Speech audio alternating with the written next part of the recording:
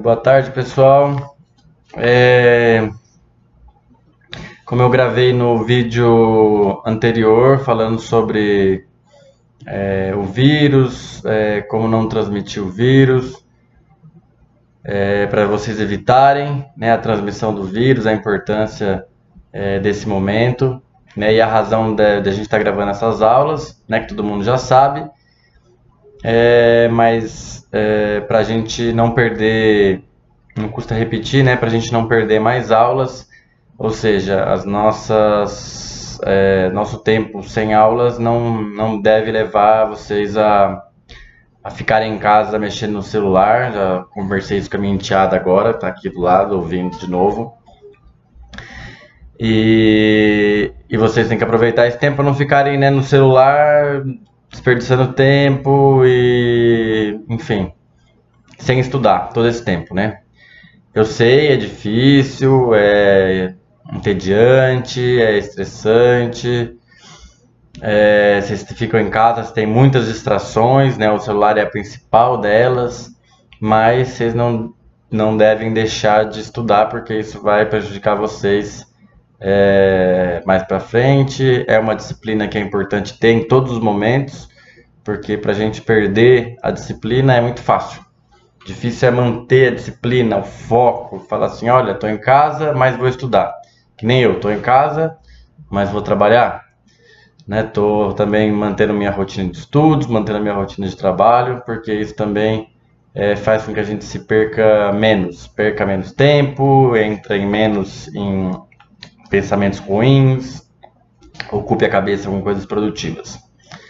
Bom, então, retomando o que a gente já conversou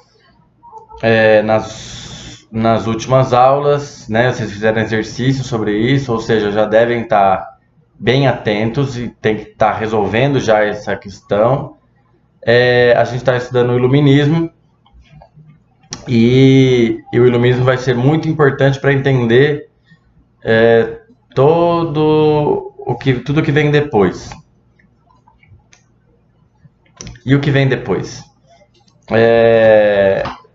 Todas as mudanças que a gente vai ver ao longo da história, depois do iluminismo, vão ser influenciadas por esse momento. Então a gente viu também a Reforma Protestante, é outro momento importante. O iluminismo é mais um deles, que vai ser a base do que a gente chama de modernidade, do que a gente chama de tempos modernos. Então, o iluminismo é o uso da razão, que nem eu falei para vocês, a razão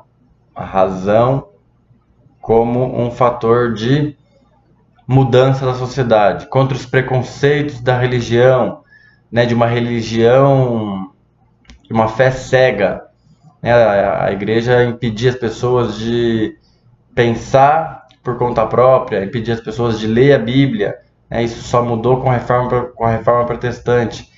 E o iluminismo ainda está buscando ampliar o alcance da razão. Isso tem a ver com o surgimento da ciência, a escola, como a gente conhece, ela só existe, né, a possibilidade de a gente estudar por causa do iluminismo. Então o Locke é um dos iluministas, a gente viu, é bem importante. O Locke vai ser o defensor de uma liberdade, né, que os governantes respeitem a nossa liberdade. O Montesquieu, vocês viram, é aquele que vai dizer que o governo não pode concentrar todo o poder, porque senão ele vai abusar desse poder. Então ele também está defendendo a liberdade, ele também está defendendo que o governante ele respeite os cidadãos, né, o povo. Então os iluministas estão defendendo a liberdade, eles estão defendendo a igualdade, eles estão defendendo que as pessoas possam levar suas vidas não pelo que a igreja diz, mas pelo que eles acreditam. Lembra do Voltaire? Voltaire que vai dizer que defenderá até a morte o direito do outro dizer o que ele pensa, mesmo que seja contrário ao que ele acredita, ao que o Voltaire acredita. Ou seja, ele coloca a própria vida à disposição do que o outro pensa, mesmo que ele não concorde porque a liberdade do outro é a liberdade dele também dizer o que ele pensa. Então, esses são alguns dos iluministas que a gente viu e são a base das mudanças que vão acontecer mais para frente. Bom, depois de retomar isso, eu queria lembrar, na verdade, que a gente vai entrar agora nas próximas aulas sobre o despotismo esclarecido. O que é, né? Se eu tivesse aquela manha dos youtubers, eu botava escrito aqui, despotismo esclarecido. Vou tentar botar ainda melhorar os vídeos. Mas a ideia é que déspotas, né? Quem são os déspotas do despotismo esclarecido? Déspotas são os governantes que concentram todo o poder, os reis absolutistas, que o absolutismo tem uma fase que ele é religioso, então, lembrando que os iluministas também acreditam em Deus, tá? A gente às vezes acha que eles não acreditam em Deus por causa dessa polêmica que vai surgir entre a ciência e a religião, mas os iluministas, eles acreditam em Deus, a maioria deles. Então, os déspotas esclarecidos são muitas vezes crentes em Deus, mas não vão seguir as imposições daquela fé cega da igreja. Então eles vão seguir os ensinamentos do iluminismo, mas, né, não vão permitir a liberdade. Então eles vão buscar usar a razão, buscar argumentar o porquê que eles agem da forma como eles agem, vão dar espaço para as pessoas escolherem representantes no parlamento, mas não vão permitir a liberdade. Isso geralmente, pessoal, vai acontecer nos lugares mais afastados da França, na periferia da Europa. Porque no centro da Europa, que é Inglaterra e França, a gente vai ter o iluminismo mais avançado, a gente vai ter mudanças sociais mais profundas. É na beirada, na periferia, que vai ter as pessoas que os déspotas esclarecidos vão manter um poder absolutista e tentar combinar isso com as ideias, com a nova tendência, que são as ideias do iluminismo. Então isso vai acontecer aonde?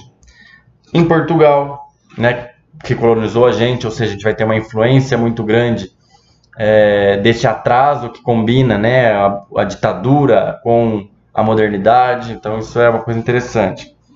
Na Prússia, que depois vai virar Alemanha, na Rússia, né, isso lá do lado do Oriente, né, Portugal para o lado do Ocidente e a Prússia e a Rússia para o lado do Oriente. Na Suécia, na Polônia e na Espanha. A Espanha também do lado de Portugal. Bom, se forem olhar o mapa, se eu puder eu vou pôr o mapa para vocês olharem. Todos esses países, eles estão inspirados no desenvolvimento da Inglaterra e da França. Eles estão inspirados nessas ideias que vão surgir da Inglaterra e na França, que é o centro do capitalismo, o centro da Europa, o centro dessas mudanças que vão criar a modernidade. Uma nova forma de pensar e uma nova forma de viver. Né? Novas ideias, o iluminismo traz novas ideias, e essas ideias, a gente viu rapidamente, elas vão estar ligadas a uma corrente filosófica, que é o liberalismo.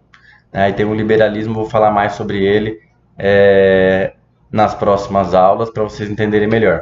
Vocês viram que o liberalismo econômico tem a ver com o Estado mínimo, eu passei um trabalho para vocês fazerem, acho que não deu tempo de fazer,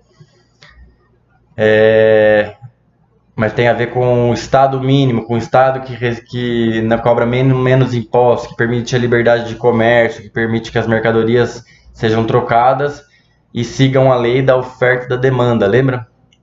O liberalismo também está ligado à ideia de liberdade de expressão na política, né? O direito das pessoas de falarem o que pensam, de acreditarem no que quiserem, de votarem, então, né, de escolherem seus governantes, etc. Então essas são as ideias liberais que têm muito a ver com o iluminismo.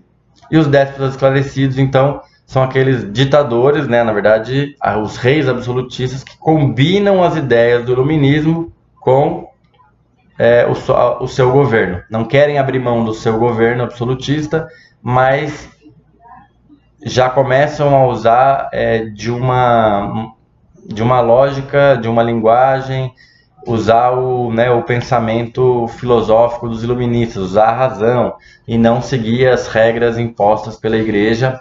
Começam a permitir que as pessoas discutam ideias, debatam, mas ainda muitas vezes dentro dos limites que ele permite, não totalmente livre, certo? Então, alguns detalhes, né? Então, exemplos desses déspotas esclarecidos é o Frederico na Prússia, né, que pregou a tolerância religiosa, então permitiu que as pessoas tivessem outras religiões que não a dele.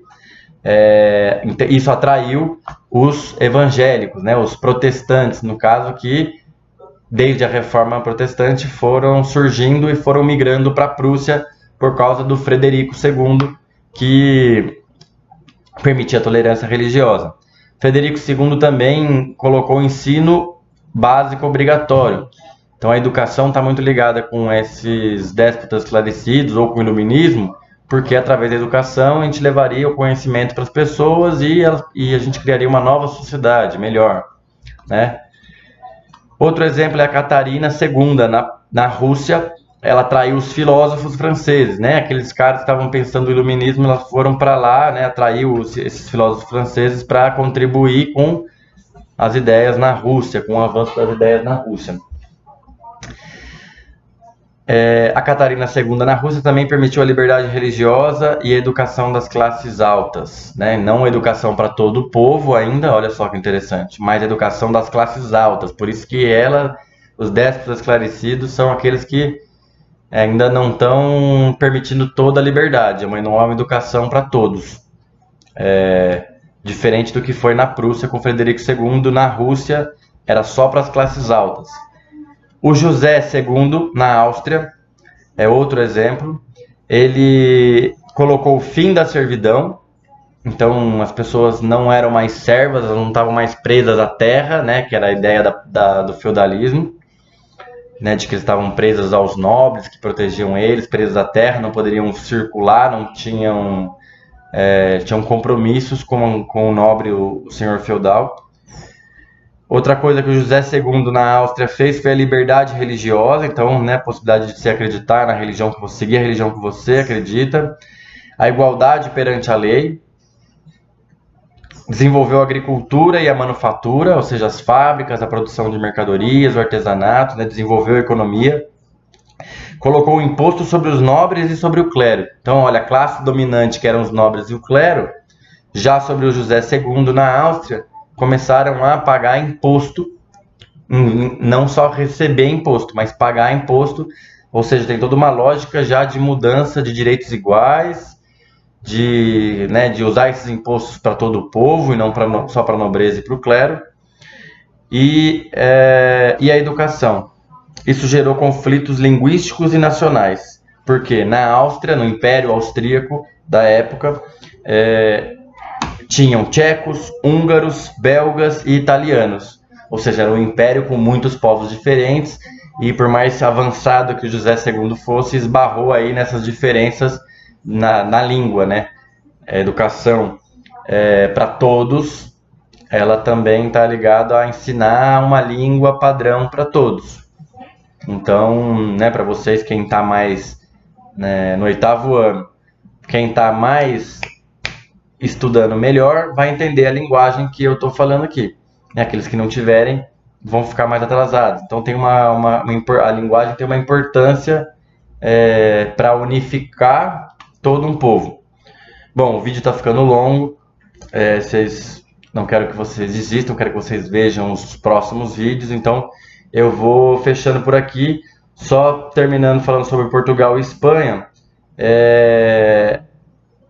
Foram déspotas esclarecidos também, mas eram católicos, não permitiram outras religiões, evangélicos, né, no que a gente conhece como evangélicos, na verdade os protestantes. Então só podia ter o cristianismo do jeito deles, que era o católico, em Portugal e na Espanha. Então eles estavam mais atrasados do que a Prússia, a Rússia, a Áustria Então, isso é um detalhe interessante, né? Eram déspotas esclarecidos, mas não tão esclarecidos assim. Isso vai ter as suas marcas também no nosso modo de ver.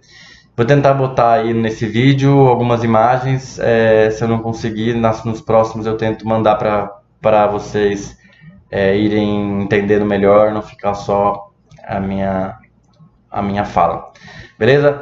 Lavem as mãos, cuidem-se dos nossos velhinhos. A nossa ação, por mais pequena que seja, ela é decisiva para diminuir a transmissão do vírus. Beijos, bons estudos, não fiquem no celular.